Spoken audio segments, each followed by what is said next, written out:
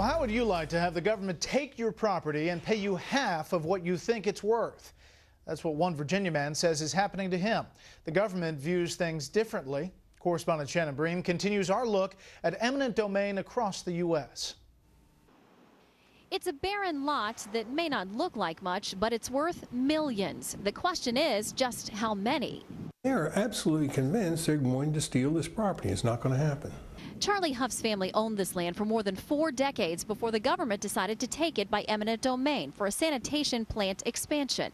Hooff had negotiated with officials years ago, but when the parties couldn't reach a deal, Hooff took the parcel onto the open market. He says he had a private offer on the table worth $48 million when the government announced it was taking the land. That private deal evaporated, and Hooff was paid less than half the amount.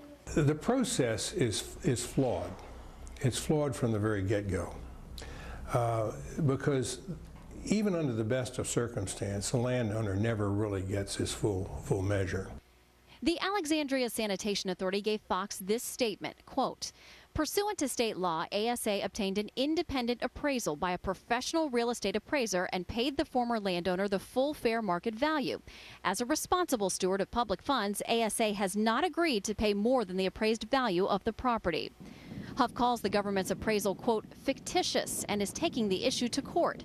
How private citizens fight back varies state to state, but here in Virginia, Hooff will actually have the chance to make his case to a jury, and the court will require that each of the jurors actually be a property owner.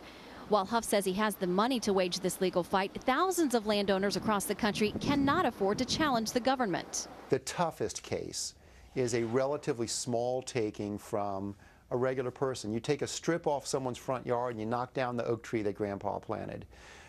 How much can those people fight over a $30,000 issue? Can they pay $10,000 for an appraisal?